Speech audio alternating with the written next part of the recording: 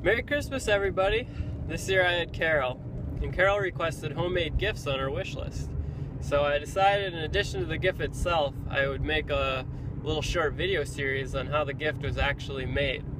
So I'm going out right now. I heard about a warehouse out in one of Detroit's somewhat questionable neighborhoods where they sell reclaimed wood out of old abandoned houses for cheap cost.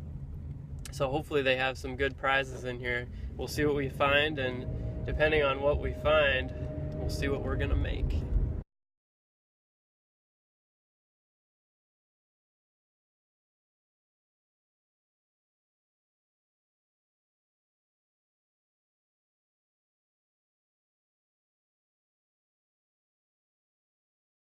As you can see, I was successful in finding the Black Friday deals. I found this old oak wood in the warehouse. A lot of this is nice quarter sawn lumber, so this is pretty quality stuff. I think most of this was probably pulled out and used to be crown molding or trim work in one of these old houses back in Detroit's heyday, but it was just sitting there waiting for a new life. So got some nice long pieces, and I think this might make a pretty good wine rack actually.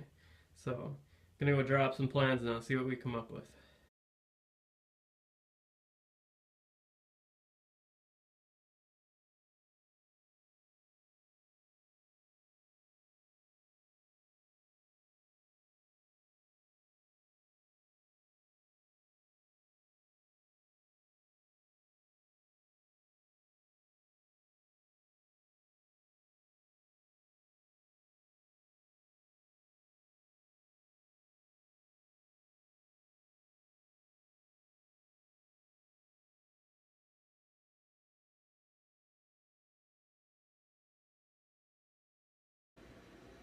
Alright, so step one is inventory. This is exactly what I have. I have 5 of these runners and 4 of these molding pieces plus a little scrap wood.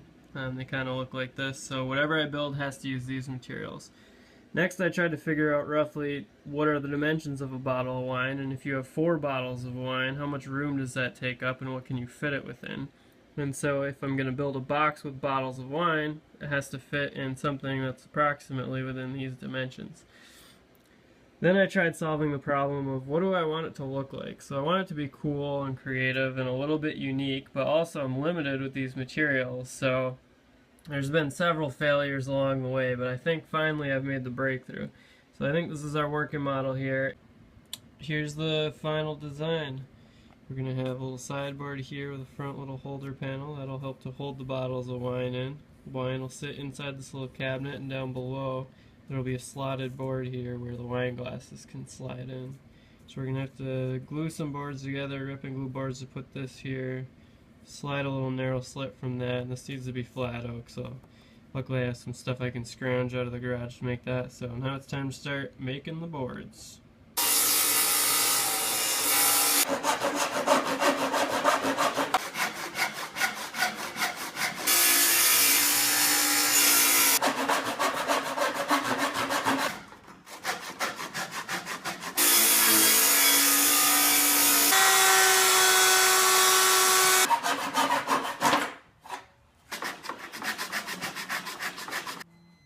So all the big long pieces have been ripped so that they're narrower, so they all look like this, and they've also been cross-cut so they're shorter, and next up I'm going to glue them into 2 wider pieces like this with the ribs in the middle.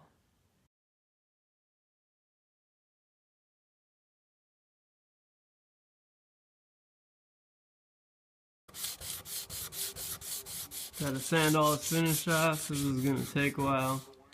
Luckily it's football Sunday. Back here in Santa's workshop, all the pieces of wood have been cut out to the right size, sanded. That took about 2 football games. Got some plywood, so now it's time to assemble this bad boy.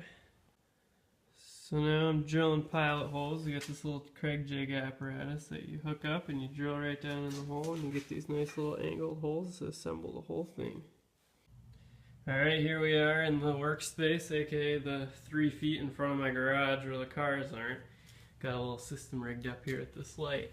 Got it all assembled and screwed together last night, so it was drying and gluing overnight, but it doesn't look too bad for using to be some trim work. And now it's going to be, to finish it, I got to sand it all up to like 220. So first step is to wipe it down with this paint thinner, get all the dust and everything off to make sure you get in a good coat.